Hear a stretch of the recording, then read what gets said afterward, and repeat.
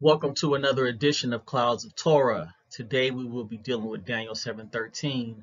And one of the first things we must understand is the language of Daniel throughout the chapter of Daniel 7 and in other places that Daniel speaks about certain things. So discussing the language of Daniel, let's get into Daniel 7:13. I saw in the night visions, and behold, one like the Son of Man came with the clouds of heaven and came to the Ancient of Days, and they brought him near before him.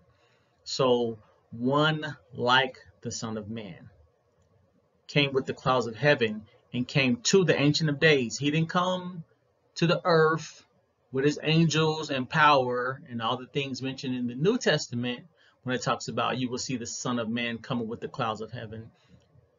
In Daniel, it says this Son of Man came with the clouds of heaven and came to the Ancient of Days, and they brought him near before him. So this has nothing to do with coming to earth, dealing with judgments and gathering the people from the four corners of the earth, the things mentioned in the New Testament. So let's get back to the language real quick. So in Daniel 7:2-4, Daniel spoke, saying, I saw in my vision by night, and behold, the four winds of heaven were stirring up the great sea, and four great beasts came up from the sea, each different from the other. The first was like a lion, and had eagle's wings, and I watched till its wings were plucked off, and it was lifted up from the earth and made to stand on 2 feet like a man, and a man's heart was given to it. So we have imagery here. Something looks like something. The first was like a lion, right? It had eagle's wings. We know lions don't have eagle's wings, right? And it was made to stand on 2 feet like a man, and a man's heart was given to it. So this is all imagery and symbolic. So is it possible that the one like the Son of Man is also imagery or symbolic of something else? We are about to see that it definitely is when you read the whole chapter in context, because the Son of Man is only mentioned here in Daniel 7:13 concerning who was being brought before the Ancient of Days. So let's continue. The book of Daniel chapter 7 starts out describing those beasts, right? But the beasts represent kings. Daniel 7:17. Those great beasts which are four kings which rise out of the earth. So these beasts are representation of a kingdom. They're not literal animals, but they represent 4 kings. So is it possible that the Son of Man also represents something, because it says someone like a Son of Man, right? So let's see. United together as one man. We know Israel is often spoken of as being as one man, Judges 20:11. So all the men of Israel were gathered against the city, united together as one man, Ezra 3:1. And when the 7th month had come, and the children of Israel were in the cities, the people gathered together as one man to Jerusalem. So this is the same type of language of describing something that really not the true essence of it, but is describing something that makes sense. We know when people are together as one, that means they're united. There's unity there. So what does this have to do with the Son of Man? The saints or the holy ones, okay? The saints or the holy ones. Daniel 7:18. But the saints of the Most High shall take the kingdom and possess the kingdom forever, even forever and ever. Now, the Christian Standard Bible says, but the holy ones of the Most High will receive the kingdom.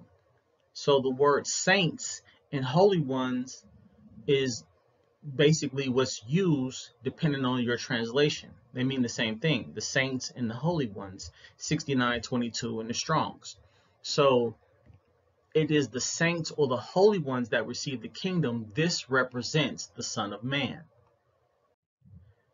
So let's deal with this in context. So in Daniel 7:14 says, and there was given him dominion and glory in the kingdom, that all people, nations, and languages shall serve him. His dominion is an everlasting kingdom which shall not pass away, and his kingdom that which shall not be destroyed. Daniel 7:18. But the saints of the Most High shall take the kingdom and possess the kingdom forever, even forever and ever. So people say, well, it says him. You're right. It does say him. But again, we have to deal with the language and how it's used. Because we saw beasts are representing kings. So that's not a literal one person, right? A beast is not a person. It represents a conglomerate of people, right? Because it represents a kingdom. So when it says him, it basically interprets itself when you go and read Daniel 7:18 when it says the saints of the Most High shall take the kingdom. So let's continue. Israel is called him. Jeremiah 31:10. Hear the word of the Lord, all you nations, and declare it in the isles far off, and say, he that scattered Israel will gather him, and keep him as a shepherd doth his flock. Hosea 8:3. Israel has cast off the thing that is good. The enemy shall pursue him. Hosea 11:1. When Israel was a child, then I loved him and called my son out of Egypt. Ezekiel 19:4. The nations also heard of him. He was taken in their pit, and they brought him with chains unto the land of Egypt. So we see Israel being personified as just him multiple times. So when you see he will be given dominion and all nations shall obey and serve him, it's speaking of the nation in general. So let's read with some more context concerning the saints. Daniel 7:16 through 22. I came near unto one of those who stood by and asked him the truth of all this. So he told me and made me know the interpretation of the things. So Daniel is actually being interpreted, right? It says, these great beasts, which are four kings who shall rise out of the earth. But the saints of the Most High shall take the kingdom and possess the kingdom forever, even forever and ever. Then I would know the truth of the fourth beast, which was diverse from all the others, exceedingly dreadful, whose teeth were of iron, and his nails of brass, which devoured the broken pieces, and stamped the residue with his feet. And of the 10 horns that were in his head, and of the other which came up before whom 3 fell, even of the horn that had eyes and a mouth that spake very great things, whose look was more stout than his fellows, I beheld, and the same horn made war with the saints, and prevailed against them. Okay, so here again we see the saints. It doesn't say he made war with the Son of Man. The same made war with the saints. Why? Because that's who's going to get the kingdom. And prevailed against them until the Ancient of Days came and judgment was given to the saints of the Most High. And at that time, that the saints possessed the kingdom. Over and over again, the saints, the saints, the saints. We're not even talking about the Son of Man no more, because it's the saints who possess the kingdom, because the Son of Man, which is Israel as a whole nation, as one man, represents the saints. The Son of Man the Son of Man is the saints. It's clear when you read the whole context. The greatness of the kingdom under the whole heaven shall be given to the people of the saints. Again, if you stay in Daniel 7 and read the whole thing, it tells you what's going on. Daniel 7:27, and the kingdom and dominion, and the greatness of the kingdom under the whole heaven shall be given to the people of the saints of the Most High, whose kingdom is an everlasting kingdom, and all dominions shall serve and obey him. This will be the nation of Israel, which of course is under the Most High. That's whose kingdom it really is. Son of Man sitting at the right hand of power and coming in the clouds of heaven. So, of course, when you talk to a Christian, they say, no, Daniel 7:13 is about Jesus, because it says in Matthew 26:64, Jesus said unto him, thou hast said, nevertheless I say unto you, hereafter you shall see the Son of Man sitting at the right hand of power and coming in the clouds of heaven. Okay, but remember, it says that the Son of Man came with the clouds and they brought him to the Most High. In Matthew, it says the Son of Man sitting at the right hand of power and coming in the clouds of heaven. And what is he going to do? He's going to gather the elect and do all these things on earth, right? This has nothing to do with Daniel's vision of the Son of Man coming to the Most High. And it says in Matthew, the Son of Man was sitting at the right hand of power. Well, we know on earth, Jesus definitely had no power or authority. because the Romans killed him, right? Isaiah 45:6, that they may know that from the rising of the sun to its setting, that there is none besides me. I am the Lord, and there is no other. There is nobody sitting at the right hand of power with the Most High. Isaiah 45:21. Tell them, bring forth your case. Yes, let them take counsel together. Who has declared this from ancient time? Who has told it from that time? Have not I the Lord, and there is no other God besides me, a just God and a Savior, and there is none besides me? There is nobody sitting at the right hand of power. And he doesn't say anybody is going to be sitting at the right hand of power, right? As far as in heaven. Now, we know it's a figure of speech concerning sit at my right hand till I make your enemies the footstool of your feet.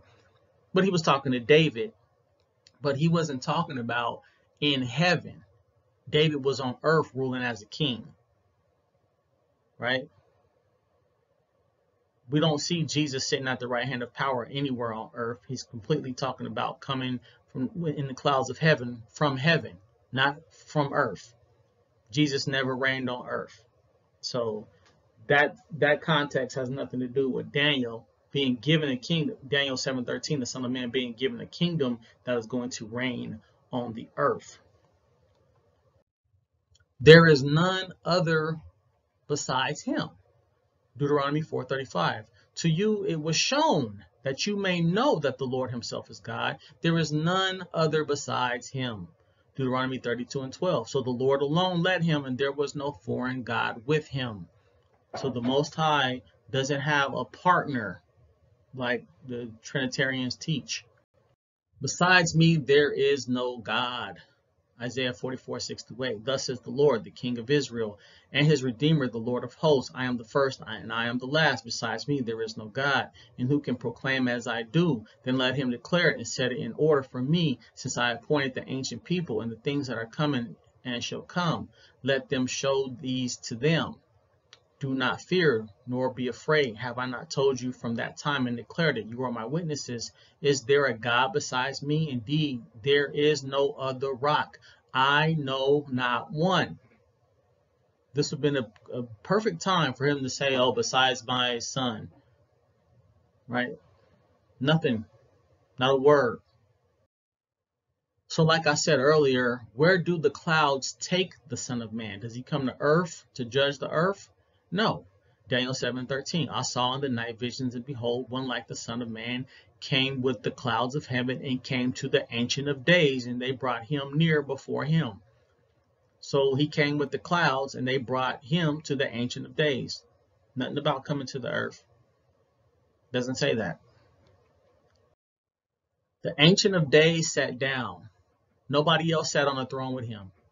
Daniel 7:9-10. I beheld till the thrones were cast down, and then Ancient of Days sat down, whose garment was white as snow, and the hair of his head like the pure wool. His throne was like the fiery flame, and his wheels as burning fire. A fiery stream issued and came forth from before him. Thousands ministered unto him, and 10,000 times 10,000 stood before him. The judgment was set, and the books were opened. So if Jesus was at the right hand of power before he came to earth, or he was with God before, how come he's not sitting on no throne nowhere? Or the Holy Spirit, right? If you believe in the Trinity. It says the Ancient of Days sat down, and he had a garment white as snow, and his hair of his head was like pure wool. His throne was like the fiery flame, and his wheels as burning fire. A fiery stream issued and came forth from before him. It doesn't say them. Thousands ministered unto him, right? So this is the Most High alone, and the one like the Son of Man came before him. They don't go to earth and gather the elect and all these things that Matthew tells you that when Jesus appears, everybody's going to see him on the clouds of heaven, what he's going to do. It's two different things. Whom have I in heaven but you? So we know none of the prophets ever talked about seeing Jesus, right? 1 Kings 22:19. Then Micaiah said, therefore hear the word of the Lord. I saw the Lord sitting on his throne, and all the host of heaven standing by on his right hand and on his left. No mention of Jesus. Isaiah 6:1-3. In the year that King Uzziah died, I saw the Lord sitting on the throne, high and lifted up, and the train of his robe filled the temple. Above it stood seraphim. Each one had 6 wings. With 2 he covered his face, and with 2 he covered his feet, and with 2 he flew. And one cried to the other and said, Holy, holy, holy is the Lord of hosts. The whole earth is full of his glory. So we got seraphim above the throne, right? It says above it stood seraphim. On his right hand and his left hand is the host of heaven. Psalm 73:25. Whom have I in heaven but you? And there is none upon the earth that I desire besides you. No mention of a son called Jesus. So we got left, right, above the throne, and we got the psalmist telling you there's nobody I have in heaven but you. The one who dwells between the cherubim. Isaiah 37:16. O Lord of hosts, God of Israel, the one who dwells between the cherubim, you are God, you alone, of all the kingdoms of the earth, you have made heaven and earth. Genesis 3:24. So he drove out the man, and he placed cherubim at the east of the Garden of Eden, and a flaming sword, which turned every way to guard the way to the tree of life. So if it says the one who dwells between the cherubim, now we know when the Most High told them to build an ark, it says he will appear above the mercy seat between the cherubs. So if that's the case, he's between the cherubim. That would mean that the cherubs are on his right hand and on his left. So Jesus wouldn't be at his right hand if you're using that type of language. And it says he is alone when he does this. And the cherubs are the first ones, as far as like angelic beings, mentioned in connection with doing anything with people. So he drove out the man, and he placed cherubim at the east of the garden, right, to guard the way to the tree of life. So cherubs are mentioned, and he dwells between the cherubs. Not one mention of, and my son is there too. It doesn't say that. So one of the most used phrases in the New Testament is the Son of Man. Jesus is called the Son of Man all over the New Testament. But he ain't the first one. Ezekiel 2:1, and he said unto me, Son of man, stand upon thy feet, and I will speak unto thee. If you read Ezekiel, he's called the Son of Man a lot of times. Also in Daniel 8:17, as he came near the place where I was standing, I was terrified and fell prostrate. Son of man, he said to me. Understand that the vision concerns the time of the end. And Son of Man really means Ben Adam, or son of Adam. But when you hear the term Son of Man, it doesn't equate to Jesus. Just to give you a little background on the word, on the phrase. All nations shall serve him. So in context, him represents the nation as a whole, right? Genesis 27:29. Let people serve thee, and nations bow down to thee. And be Lord over thy brethren, and let thy mother's sons bow down to thee. Cursed be everyone that curseth thee, and blessed be he that blesseth thee. So we know Jacob and Esau, concerning the blessing, that Jacob got the blessing. Now it says, let people serve thee, and nations bow down to thee. Well, nations didn't serve and bow down to Jacob, but they did to his children. So literally, this did not apply to Jacob, but as a whole, he is part of that nation, so they did bow down to his nation. Psalm 72:11, yeah, all kings shall fall down before him, all nations shall serve him. So this is a song concerning the king, that all the nations are going to serve him. Now, technically, they're serving the nation of Israel, but the nation has a king, and he represents those people, just as the Son of Man represents the saints. Daniel 7:14, and there was given him dominion and glory and a kingdom, that all people, nations, and languages shall serve him, just as it says in Genesis 27:29, let people serve thee, and nations bow down to thee. So as a whole, the nation of Israel would represent that him in Daniel chapter 7. Their kings will serve you. Isaiah 60, 10 through 12. Foreigners will rebuild your walls, and their kings will serve you. Right? Though in anger I struck you, in favor I shall show you compassion. Your gates will always stand open. They will never be shut day or night, so that people may bring you the wealth of the nations. Their kings led in triumphal procession. For the nation or kingdom that will not serve you will perish. It will be utterly ruined. So again, we see in the future that foreigners will rebuild your walls. Whose walls? The walls of Israel, and their kings will serve you. Right? That's how you're given a kingdom and dominion and all these things. When they talked about their kings will serve you, it's talking about the nation as a whole. We know when the Most High gives somebody authority, sometimes it can be absolute, like the nation and kingdom which will not serve the king of Babylon, right? When I say absolute, of course, it's referring to as far as people, not as far as people are going to start worshiping you or nothing like that. But Jeremiah 27 and 8, and it shall come to pass that the nation and kingdom which will not serve the same Nebuchadnezzar, the king of Babylon, and that will not put their neck under the yoke of the king of Babylon, that nation will I punish, said the Lord, with the sword and with the famine and the pestilence, until I have consumed them by his hand. They shall take away his dominion. Who was the they? Daniel 7, 26 and 27. But the judgments shall sit, and they shall take away his dominion, to consume and to destroy it unto the end. And the kingdom and dominion and the greatness of the kingdom under the whole heaven shall be given to the people of the saints of the Most High, whose kingdom is an everlasting kingdom, and all dominions shall serve and obey him. So who is they? If it's just the Son of Man, right? Who is they? It doesn't really tell you that that's Jesus, unless he's represented as a they, right? The judgment shall sit. Remember, it says the books were open. It says it's a whole judgment scene, right? Thousands of thousands were there. The books were open. Read Daniel chapter 7 in its entirety. But the judgment shall sit, and they shall take away his dominion. Who's they? Who gets to decide on these matters? And it says, the greatness of the kingdom under the whole heaven shall be given to the people of the saints of the Most High. So, we could talk about the divine council. Okay. It's still they are going to take away the dominion of these beasts, right? And give it to the people of the saints. The people of the saints that will represent the nation of Israel. So, again, the saints are the one who are going to receive the kingdom. It's not just Jesus. He's not even in this picture.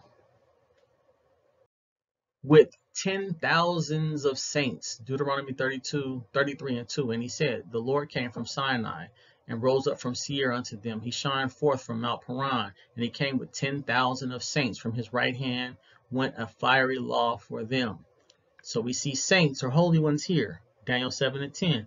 A fiery stream issued and came forth from before him. Thousands ministered unto him, and 10,000 times 10,000 stood before him. The judgment was set, and the books were open. Again, we see thousands and thousands of saints, right? Or in this case, in Daniel, it could be the host of heaven. Jude 1:14. This is in the New Testament. Enoch also, the seventh from Adam, prophesied of these, saying, behold, the Lord cometh with 10,000 of his saints. So 10,000 saints or holy ones. So there's not just one holy one. It's thousands of holy ones, plural. That would have been a good time to say, and his only begotten son. But it don't say that. A watcher and a holy one. Daniel 4 and 13. I saw in the visions of my head upon my bed, and behold, a watcher and a holy one came down from heaven. Daniel 4:17. This matter is by the decree of the watchers, and the demand by the word of the holy ones, with the intent that the living may know that the Most High ruleth in the kingdom of man, and giveth it to whomsoever he will, and setteth up over it the basest of men. Daniel 4:23. And whereas the king saw a watcher and the Holy One coming down from heaven and saying, hew the tree down and destroy it, yet leave the stump of the roots thereof in the earth, and even with a band of iron and brass into the tender grass of the field, and let it be wet with the dew of heaven, and let his portion be with the beasts of the field till 7 times pass over him. So why am I here? We have watchers and holy ones giving decrees. It says this matter is by the decree of the watchers and the demand by the word of the holy ones or the saints, right? So when it says they will take away his dominion in Daniel 7, again, we have saints. And of course, we have watchers too, which is a whole other discussion. But nothing about a son of man or Jesus is mentioned here. Same book of Daniel. But again, we have holy ones or saints being mentioned. And they're able to give decrees. Now, are these the same saints that take away the dominion of the beasts and give it to the saints of the Holy One or the holy ones that are to possess the kingdom in Daniel 7? The kingdom that shall not be torn apart, or that shall rule forever. So when you read Daniel 7, first you got to read it in its entirety. And you can't cherry pick just because you see the word Son of Man and clouds of heaven. There's a lot more to it. The saints of the Most High shall take the kingdom. So if we was to just look at this again, Daniel 7:18, but the saints of the Most High shall take the kingdom and possess the kingdom forever, even forever and ever. Daniel 7:21, I beheld, and the same horn made war with the saints and prevailed against them. It doesn't say he made war with Jesus. It says the saints and prevailed against them, right? He's definitely prevailing against saints that would be on earth, right? It doesn't say that the saints are people in heaven. It says he prevailed against them because the beast represents kings on earth. So Daniel 7:22, until the Ancient of Days came and judgment was given to the saints of the Most High, and at that time the saints possessed the kingdom.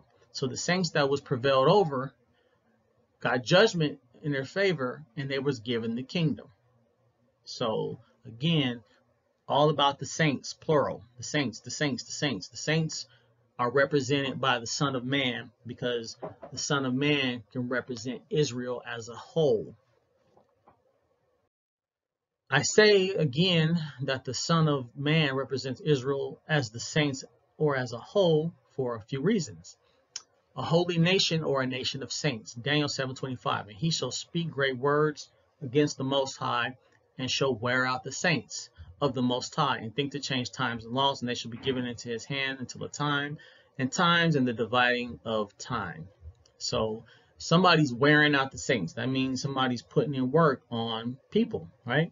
Daniel 7:27, and the kingdom and dominion and the greatness of the kingdom under the whole heaven shall be given to the people of the saints of the Most High, whose kingdom is an everlasting kingdom, and all dominion shall serve and obey him. So we see this theme of the saints and the holy ones, right? Or however you want to translate that.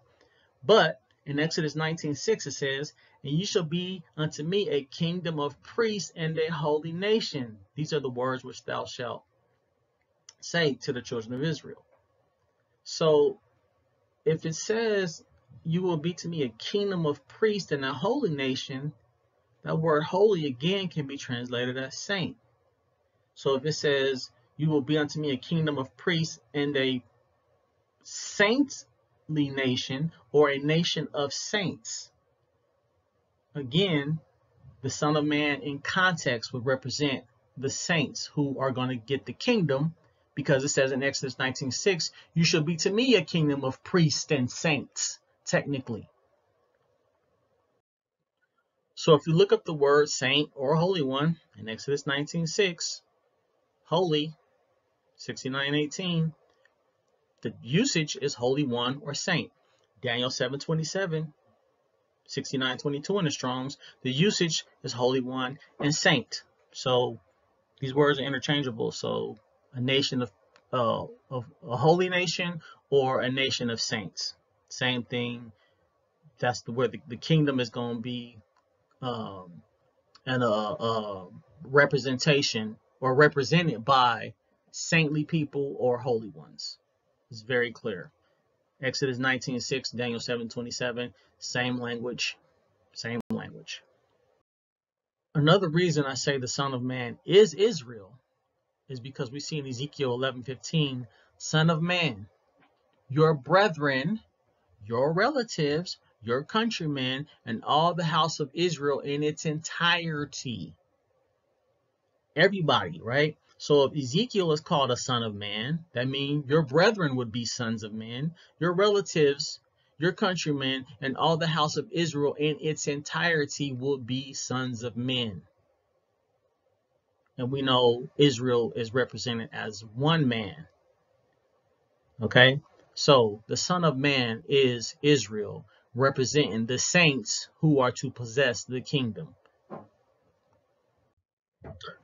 So in conclusion, the nation of Israel are the saints or the holy ones that will receive the kingdom after the four beasts are defeated. And the nation of Israel is represented as a son of man, because it says someone like a son of man, right? Daniel 2:35. Then the iron, the clay, the bronze, the silver, and the gold were all broken to pieces and became like chaff on a threshing floor in the summer. The wind swept them away without leaving a trace. But the rock that struck the statue became a huge mountain and filled the whole earth. So that will be the kingdom that breaks up the rest of the kingdoms, right? Daniel 2:44. And in the days of these kings shall the God of heaven set up a kingdom. Which kingdom is that? The kingdom that is going to be possessed by the saints, right? Which shall never be destroyed, and the kingdom shall not be left to other people, but it shall break in pieces and consume all these kings, and it shall stand forever. This would be the nation of Israel. So when people cherry pick the scriptures and see the word Son of Man and clouds of heaven, automatically they run and say, see, that's what Jesus said. Well, Jesus is coming on the clouds to the earth. Daniel says the Son of Man is coming on clouds, and he was brought to the Ancient of Days. And Jesus never reigned as a king anywhere. And it says he's going to sit in the right hand of power in the New Testament, but the Most High says, there's nobody besides me. I know not one. I dwell between the cherub, and Jesus ain't no cherub. So if the cherub's on his right hand and on his left, and even the host of heaven is described as on his right hand and on his left, then Jesus should have been mentioned somewhere in there, but he's not. So with that being said, we know that Daniel 7:13 is about the saints of the Most High who will receive the kingdom. Subscribe to Clouds of Torah, hit the like button, share it, and until next time.